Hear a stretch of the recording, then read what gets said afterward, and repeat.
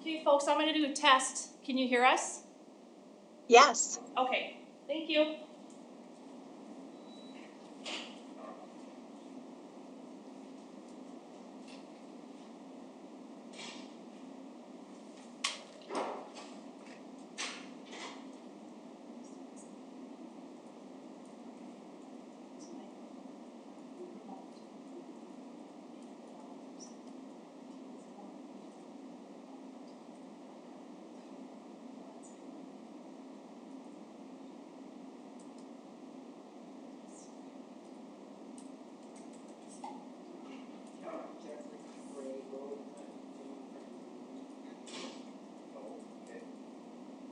Are you hearing an excessive hum, Jim?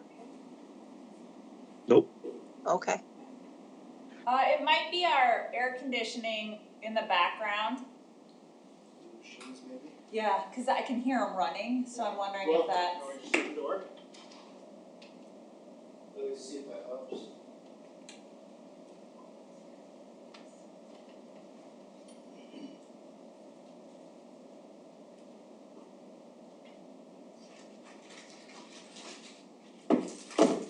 Does that help? I think it could be just on my end here.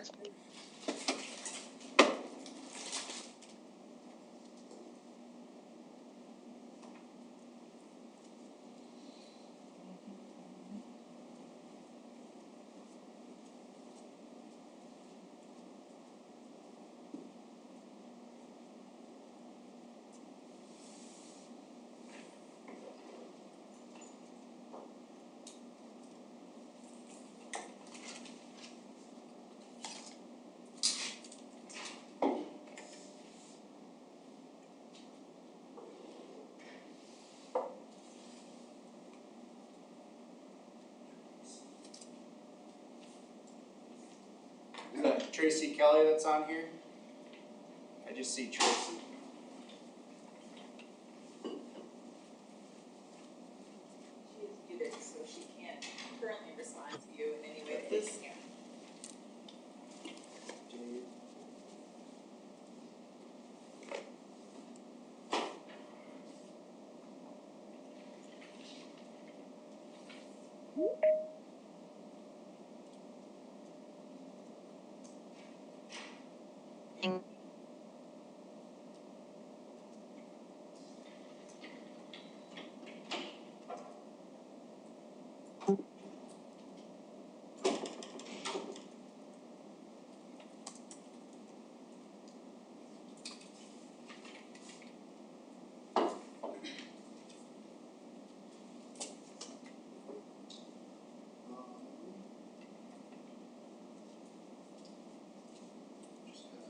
Somebody was on Teams with it just now. Oh. Can you move the camera? Oh, yeah, they Somebody do was only on Teams see... and they just see an empty room. I mean, I suppose we could move to the spot Yeah. where the camera is showing, but that seems... Actually, why don't us three move over there? That makes a I'm lot like- of sense. Oh, I see that now. Yeah. I mean, to be fair, they do see an empty room.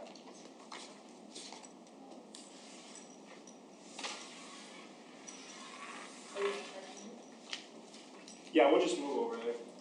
Then we're all together too, so.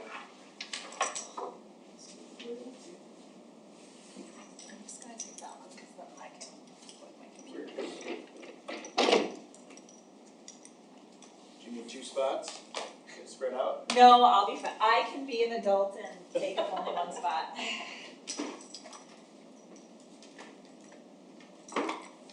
But a lot of people would laugh at you for asking me that, so.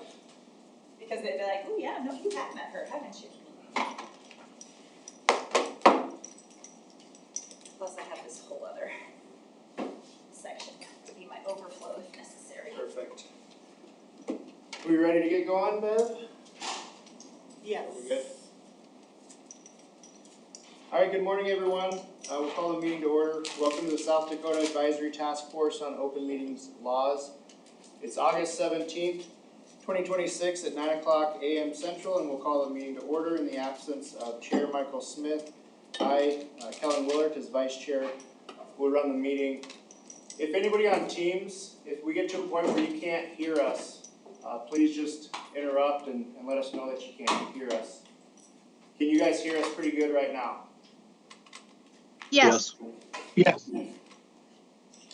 I want to thank everyone who is attending today's meeting. A few notes on housekeeping. This meeting is held in person and peer and remotely via Teams. For the benefit of all listeners and participants, I ask that any speaker, including task force members, identify themselves when speaking. Also speak loud and slow so the microphones will pick you up clearly. If you're on Teams, please mute yourself unless and until you're speaking. And then for those who wish to make any kind of public comment, also please identify yourself and spell your name for the record at that time. Ms. Katz, could we please do roll call? Michael Smith, Austin Hoffman, Carla Engel, Here. Kirsten Jasper, Present. Tracy Kelly, Here. Dylan Kirchmer, Dave Bordewick, Here. Steve Willard, Shane Roth, Here. Garrett Bischoff.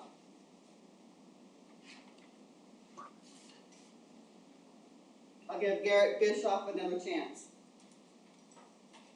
Thank you. Jeffrey Gray Loeb. Cole Heisey. Present. Kellen Willard. Present in person? And Terry Sletton. Here. Jim Urban. Here. Okay, Vice Chair, we have a quorum. All right, thank you. Agenda item number 2 is the public comment period required by SDCL section 1-25-1. We invite any member of the public to provide comment. We will limit public comments to 10 minutes. And I would ask, Ms. Katz, if you could help me keep time, that would be appreciated. I just have the chat up over here so that if you want to look at it, because you're not going to be able to see it over there. Just so that, and I will share and take up 2 seconds. Thank you very much. Is there anyone here that would like to make public comments? We don't have any visitors in person, so we'll start on Teams. Is there anyone that would like to give public comment on Teams?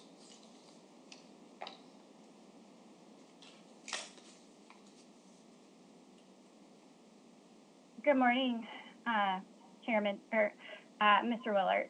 My name is Amber Mulder. I dialed in this morning. My name is spelled A-M-B-E-R, M-U-L-D-E-R. I'm a senior assistant city attorney for the city of Sioux Falls, and I'm speaking today on behalf of the board of the South Dakota Municipal Attorneys Association. I'd like to address proposal number 8, which is before you.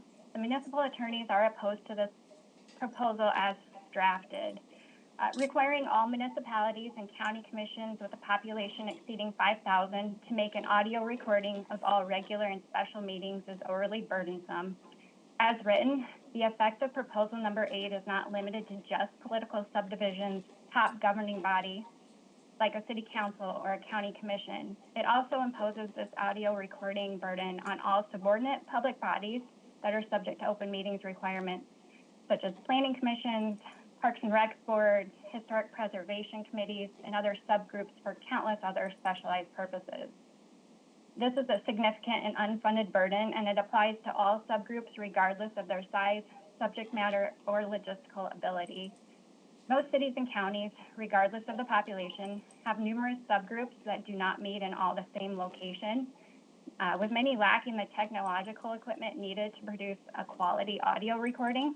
I'd like to emphasize also that the best way for citizens to get involved in their communities is through participation in boards and commissions. This proposal would have the reverse effect if cities and counties now have to disband their boards and commissions because they can't afford to comply.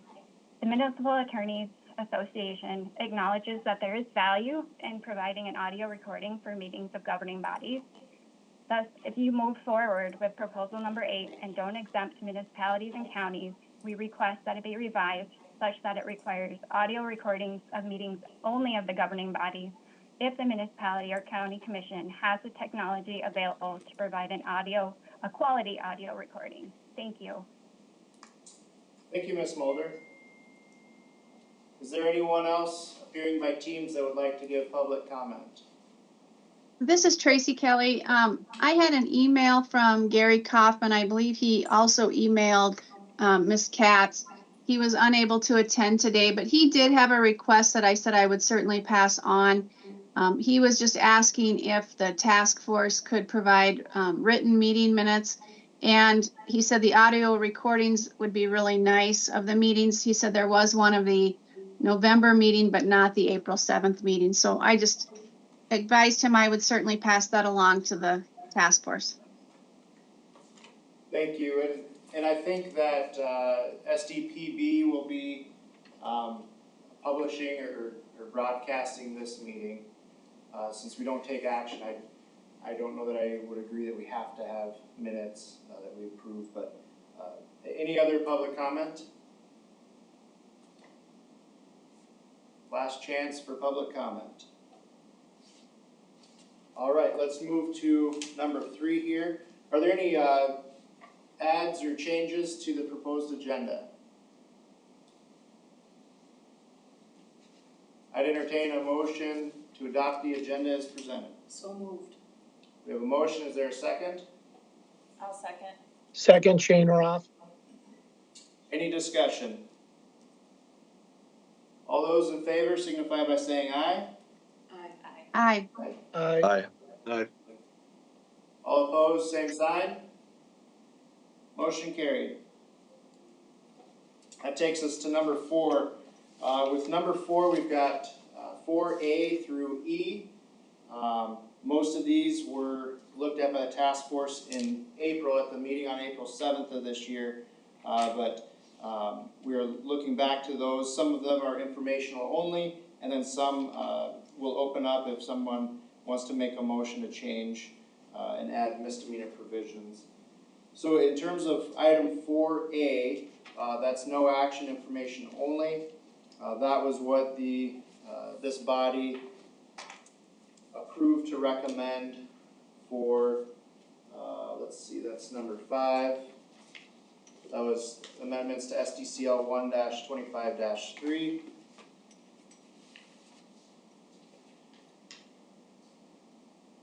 Then 4B as in Bravo takes us to number 5.1, and that would be adding a section 1-25-3.1, which this body approved, recommending passage of this. And I think if anyone wants to make a motion or further discuss adding a provision to make violation of this a misdemeanor, just like in 1-25-3, we can do that at this time, and if nobody wants to make a motion, then we'll just keep moving. This is Kirsten Jasper. I don't want to make that motion, to be clear. However, I think we need to remove the 1-25-3.1 because we don't get to decide what the subsection is. That's done by code counsel once it's approved. So that was Kirsten's minor editing suggestion for this moment. I appreciate that. I think, yeah, because LRC would take care of that, right? Correct, code counsel, yep, So, if and when it's passed. yeah. So I don't know that we really need to make any changes to it then, do you think? No, but we should remove it from our proposal, Okay. the 1.2531, since we're proposing a whole new section. Do you want to make that motion at this time? I can make that motion. All right. Whatever it is I just said, removal, I move to remove the reference to 1-25-3.1 from our proposal number 5.1. Is there a second? Second. We have a second. Any further discussion? Shane, were you talking? I thought I saw your lips move maybe. No, Okay, all right, any discussion? We'll take the vote. All those in favor, signify by saying aye. I, Aye. Opposed, same sign. Motion carried.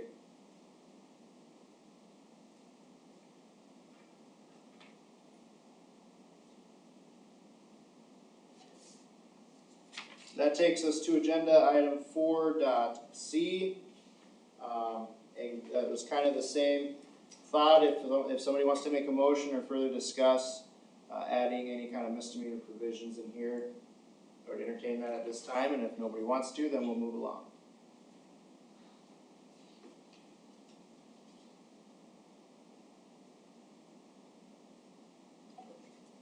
All right, seeing and hearing nothing there, we'll move to agenda item 4D as in Delta.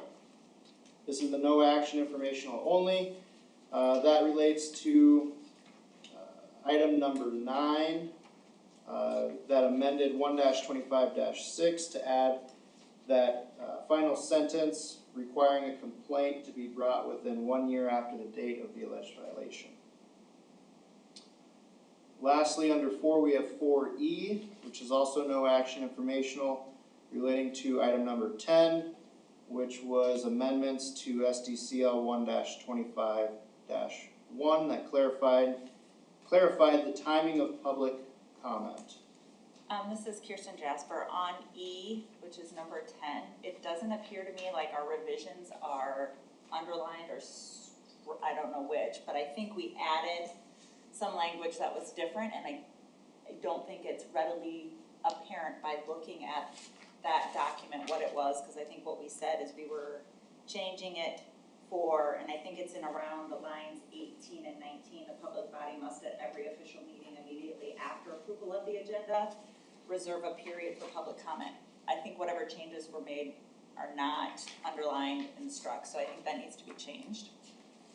Well, I think the initial proposal was not adopted, or I don't remember if the initial, I didn't think we had, I don't remember where we were at with this one. I know we were looking at potential further discussion on number 10, but that, the immediately after approval of the agenda is definitely new language because it was not in there before. it does appear to be different. So I think my note is that we just need to go back and rehash or make sure that that's corrected. And Beverly Kotz, and I believe it's lines 18, 19, 20, 21, 22 should be underlined. That is new language. And there may be some that should have been struck, I think, that are in the original, but Yeah, like shall and must, or, all the fun In the stuff rules. that, yeah. okay. And further comment by Kirsten Jasper, one thing that wasn't mentioned at our last meeting that I realized in the interim is there are some boards that are informational boards, and having a public comment period at that point in time is actually less helpful to those boards because the information that they share with the public has not yet been shared with them, so requiring it that early might be a deficit. One of those boards being the South Dakota Commission on Lottery, which is under the Department of Revenue, so I should have thought of that in the last meeting and did not. But I wanted to put that out there as well, that I think going back to the original language gives a lot more flexibility for all boards for whatever their purpose may be, and not trying to pigeonhole one size fits all, and allowing a lot more flexibility. And then that's all I'll say. All right, thank you. Any other comments on item 4E?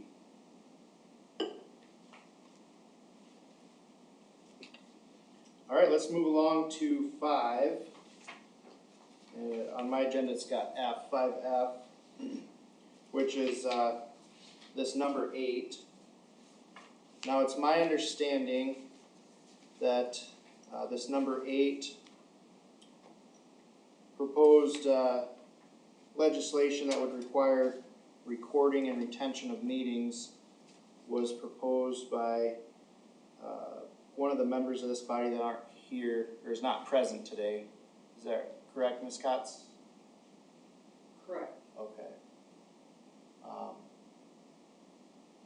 Well, so I would typically not open for discussion unless we have a motion and second. Well, actually, I think, this is Beverly Cox. We have, Jeffrey Grady Loeb is not appearing, so correct. Okay. No, wait. Cole Heisey. Also not here. He's also not here, I don't believe. Or is he I think online? he's on Oh. He's Teams. online. Yep, I'm online. Okay. Was this Was brought, there a question? yeah, was this number 8, was this, brought by you, or do you know anything about it?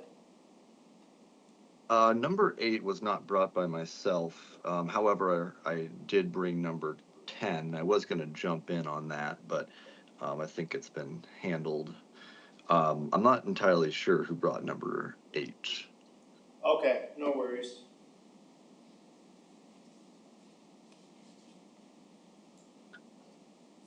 And in fact, now that I think about it, it might have been Mr. Hoffman, perhaps. I'm not 100%. Yep, no worries. I guess since whoever brought it isn't here, if anyone has any discussion points, we could just go ahead and do that, real briefly, and then if there's gonna be much discussion, I guess I'd prefer we have a motion and second, so we know kind of where our focal point is. Is there any general discussion on that? Item, number 8?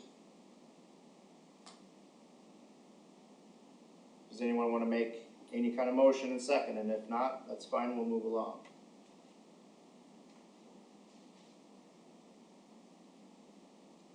Mr. Chairman. This is,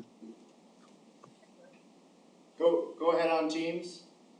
Was there a differentiation that was proposed on a very similar item number, that it was limited to class 1 and 2 as opposed to all? I guess that is with a population exceeding 5,000, so maybe that's that identifies that, I guess. Okay. Yeah, I seem to recall a prior one that specifically said first-class municipalities.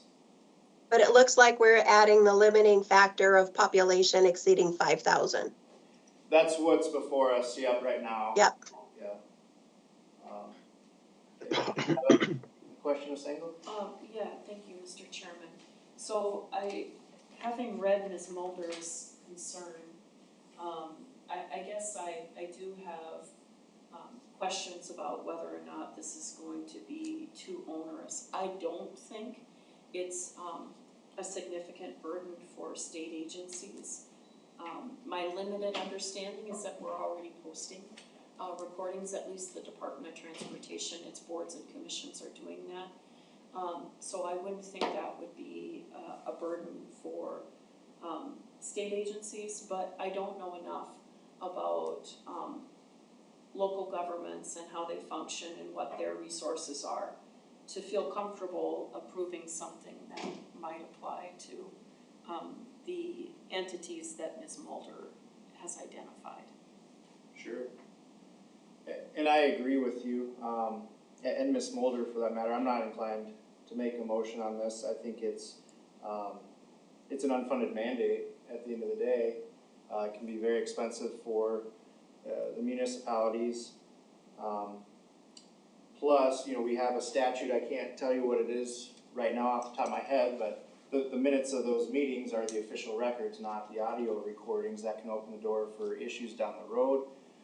Plus, if a municipality needed an emergency meeting and they were totally out without power and had no way to record, does that mean they just can't have a meeting? I don't like that. I think if the counties and the cities want to do those recordings, whether it's audio or video, we should leave that up to them and their constituents. Any other comments or thoughts on this? This is, excuse me, this is Tracy Kelly from Custer County, and I was originally in favor of this. Since that time, Custer County's had some issues with our recording systems and getting good quality recordings that are sufficient. And so that kind of raised some concerns for me. I know we've looked into some different systems that can be very expensive. And I mean, obviously, even though there's some cheaper fixes, but that quality issue, I think could be an issue down the road if we impose something along this line. Sure. Thank you, Ms. Kelly. Anyone else have thoughts on this?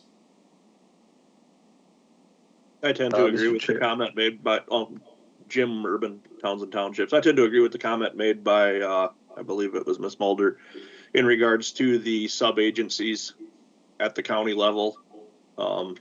It would be kind of an undue burden for, say, a library board that doesn't have recording stuff in the library or fire department or whatever else. So I would say we kind of back off on this one and not proceed with it at this time. Mr. Chair, this is Cole Heisey, Minnehaha County Commissioner. I guess I'll chime in here and kind of recall some of the discussion that we had at our last meeting regarding number 8. And we spoke at length about this. In my understanding, I think the intention of the board here was to only require the city council board and the county commission board to record their meetings, not the miscellaneous other boards under the direction and jurisdiction of those bodies.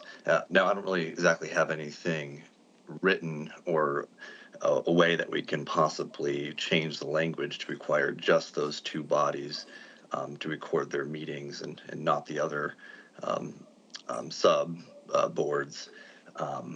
I'd be okay with postponing and putting this off until we have the right language to be able to specify that.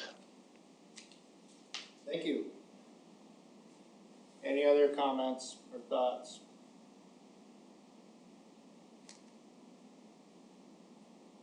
All right, well, we'll just move along in our agenda then.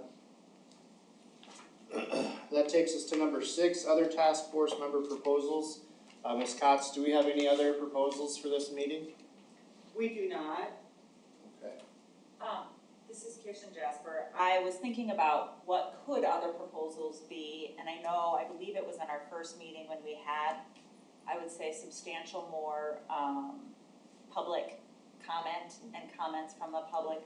I think some of the concerns that were raised were having to deal with the makeup of the actual open meetings commission, and the fact that there is only state's attorneys that are on that commission.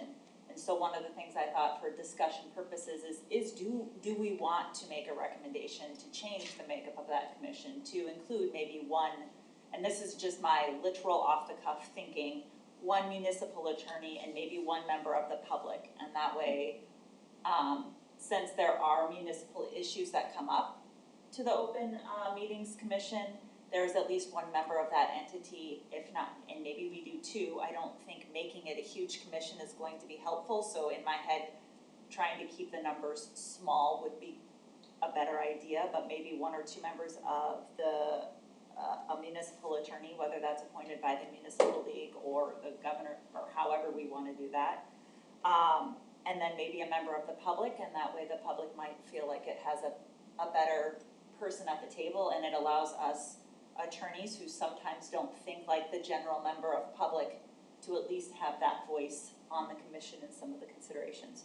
So just something I thought if a commission member would have a proposal in that manner, it might be better for it not to come from a state agency suggestion because I don't have a great viewpoint on that. But okay.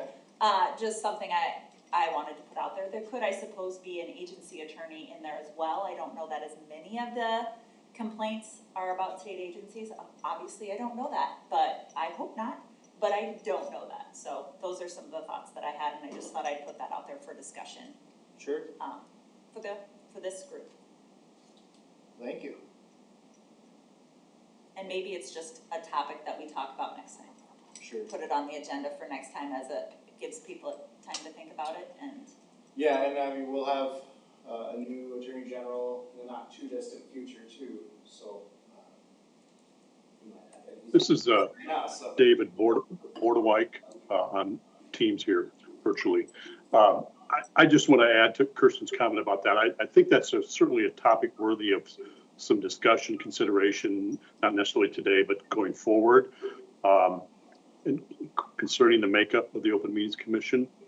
I think, number one, the commission we have does a great job. It over the years has proven to be an entity that's been valuable and proven to be very good for the public and for public bodies, as well as understanding the open meetings law for everyone involved. That being said, I mean, I just also think that over time, having just 5 state's attorneys, again, all doing great work and doing a great job in that, but that's just one lens, perhaps, on how they view the law and view circumstances around alleged violations. And I think broadening that to include other entities or people on that commission might not be a bad thing. Now, the flip side of that is how big does that commission get, and then does it get unwieldy and prove to be problematic in that regard. But I certainly think it's something to consider and be talking about going forward. Thank you. Do anyone else, or does anyone else have any comments or thoughts? Shane Roth, D. Smith School Board. You know, I appreciate Dave's comments there. I agree. They have done a great job, but it would be nice to have representation. You know, there's 148 school districts in South Dakota, and you know, it wouldn't be bad, I think, if we had a representation a little bit on that as well going forward. So I think it's a good topic of conversation. Sure. Thank you. Any other thoughts on this? Ms. Kotz, if a member wants to get something on the agenda or start looking at something like this, how do you want them to do that? Should they just email you a draft, or how do you want to do that? Beverly Kotz, typically in the past, they just email me and we get the ball rolling that way. So yes, I would be the go-to person, the contact person, if there were maybe a draft of some type that is a starting point. Okay. Does anybody have any questions for Ms. Kotz on that issue? All right.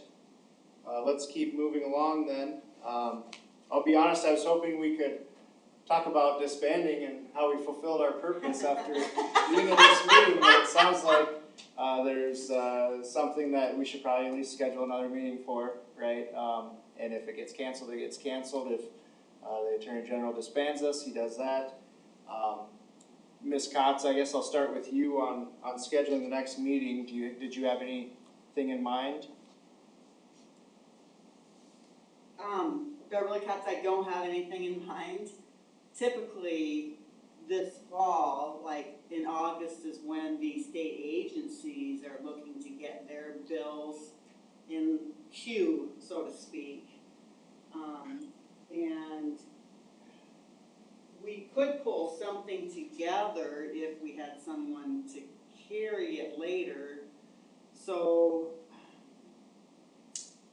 I guess, so I would anticipate if we have another meeting, we would be looking at this issue that Ms. Jasper raised on the makeup of the Open Meeting Commission, which to me it would make sense to meet before this next session, so that if that goes forward, it can go forward. Would October be too soon, or would that be too late for session? I jump in here quick. Sure. somebody made comment about the new Attorney General coming in. Perhaps maybe wait until after that is settled and then kind of gauge the interest of the Attorney General, because if we're not gonna have support of the office in moving forward with this, it seems kind of moot to meet again. This is Dave Bordeaux. I would concur with Jim as well. I mean, I think it, obviously, some good topics here for consideration, and I would be hopeful that perhaps with the new Attorney General coming on next year, that person would be interested in carrying this work forward, but we don't know for sure. But I think maybe we need to pause and wait and see what the new AG would want to do here. This is Kirsten Jasper.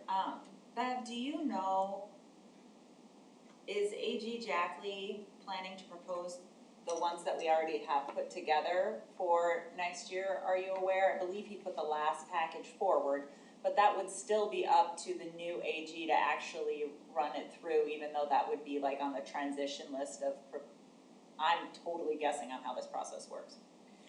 The transition list from him to the next AG is, do you know if that's the plan? That's the plan right now. Okay. Yep.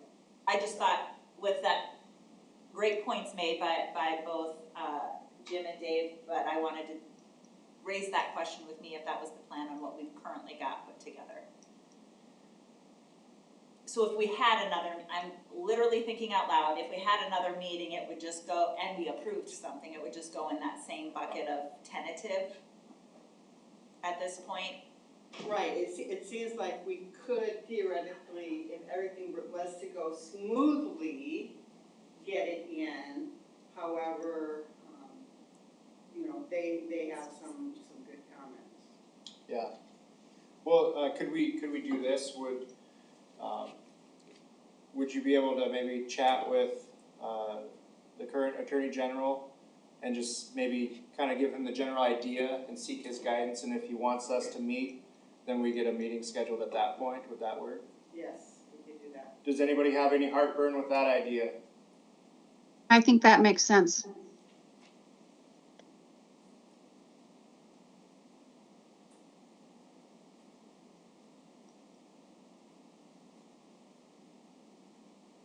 I really want to say I have heartburn, but only to be funny and not to actually because I have any opposition to that idea, but sometimes we gotta laugh a little. Was it your big breakfast? It was my big breakfast. Okay, well, anything else before I take a motion to adjourn? I'll take a motion and second to adjourn. So moved. We have a motion, is there a second? Second, And who Jim made this? Urban. Okay, Mr. Urban with the second, any discussion? All those in favor signify by saying aye. Aye. Aye. Aye. All those opposed, same sign. Motion carried, thank you everyone. We'll be adjourned. Thanks, everyone. Thank you. No, it's good. Just right, not too much, not too low. I decided that I was gonna let Carla carry the comments on number 10, and she did. She read my mind.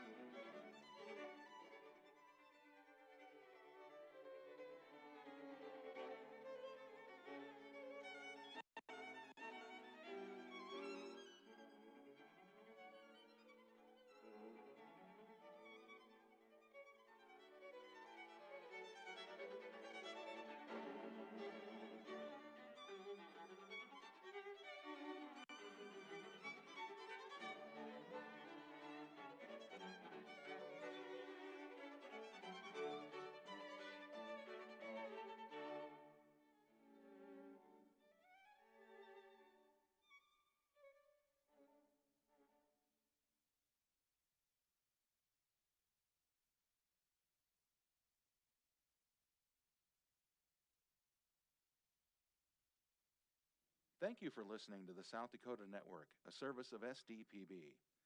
Links to live events and their archives are available at sd.net.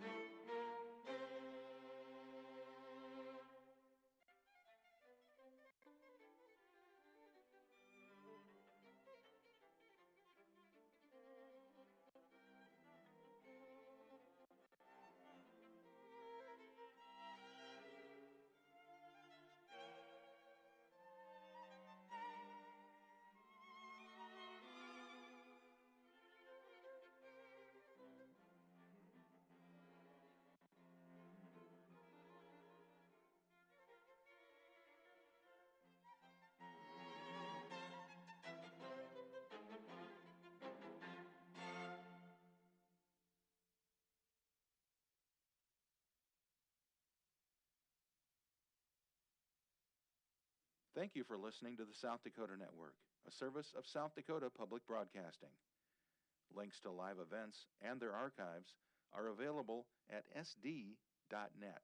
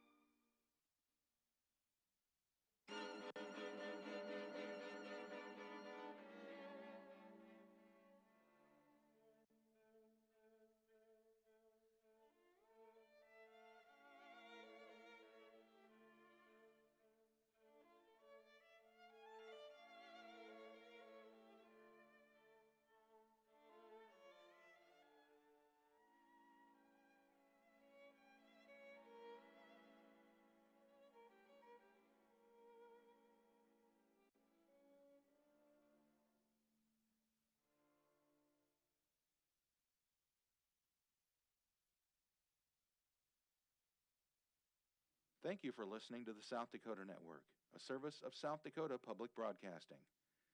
Links to live events and their archives are available at sd.net.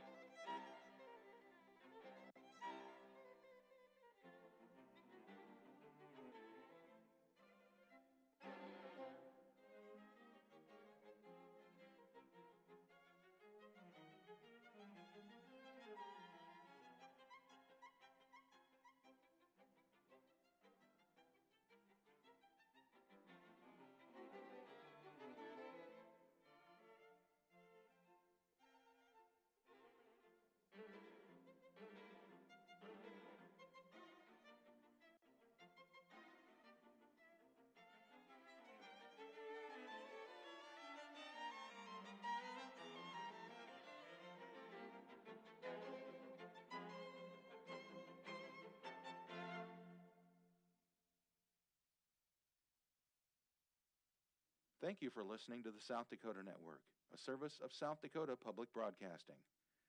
Links to live events and their archives are available at sd.net.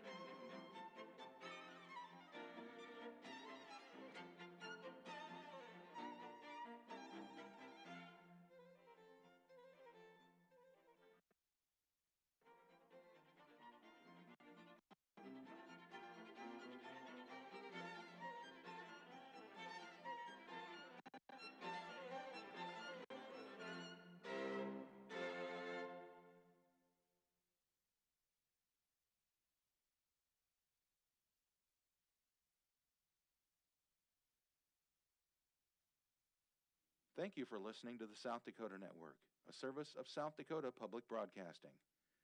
Links to live events and their archives are available at sd.net.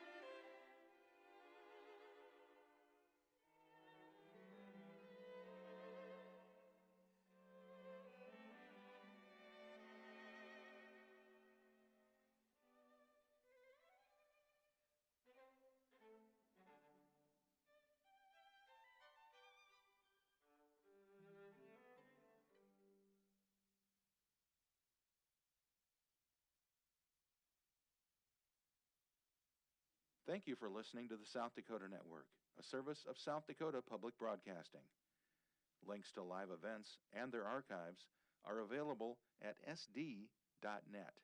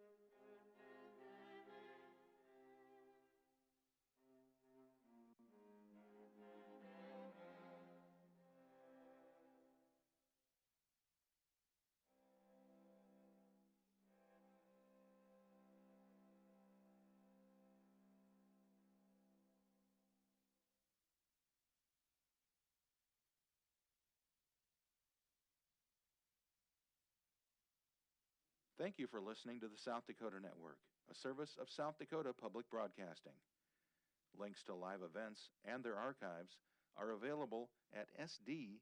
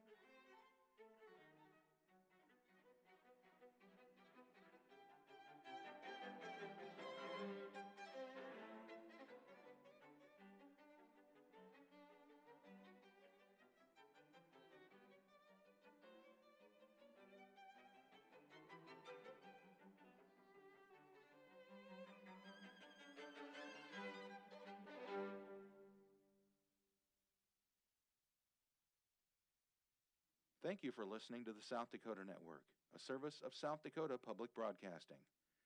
Links to live events and their archives are available at sd.net.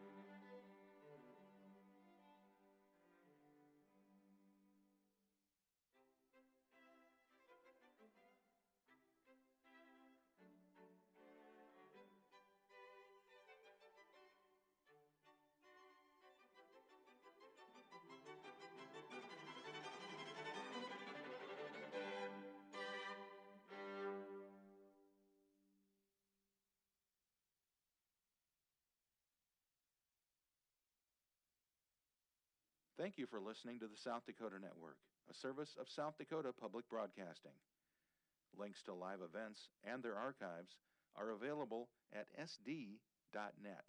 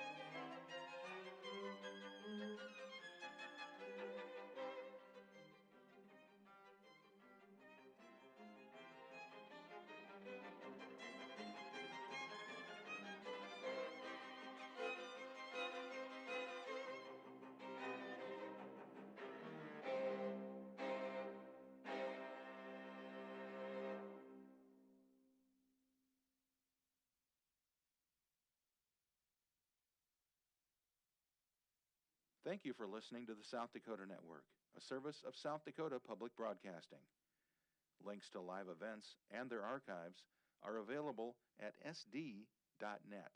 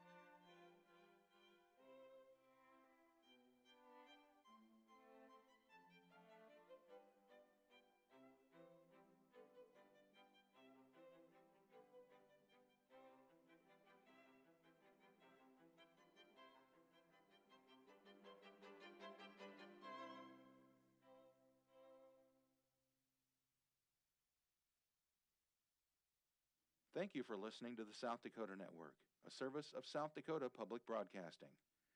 Links to live events and their archives are available at sd.net.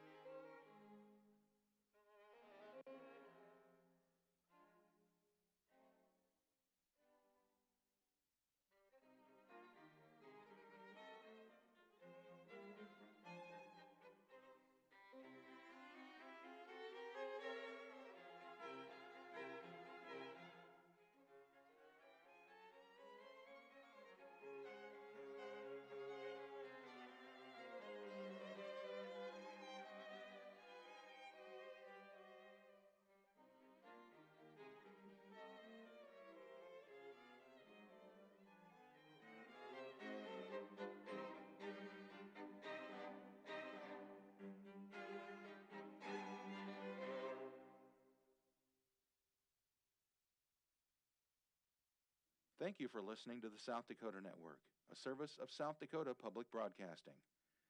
Links to live events and their archives are available at sd.net.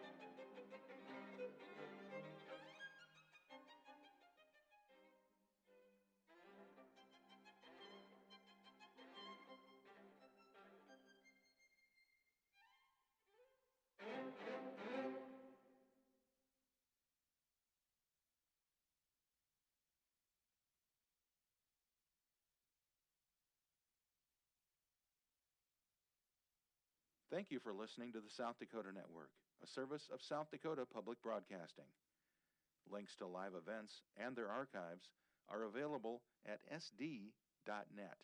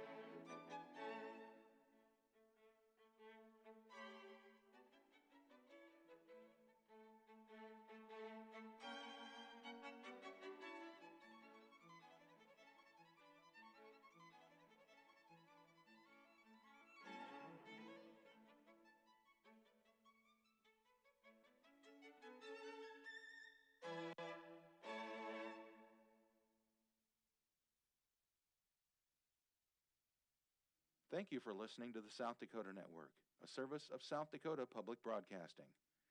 Links to live events and their archives are available at sd.net.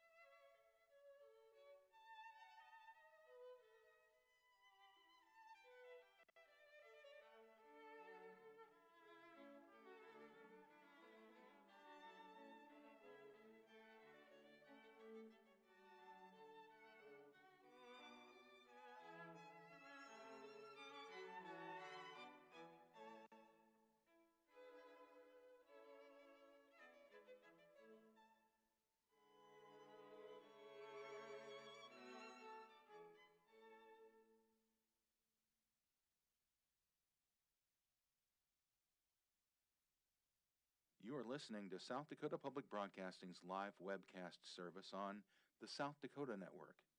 More information at sd.net.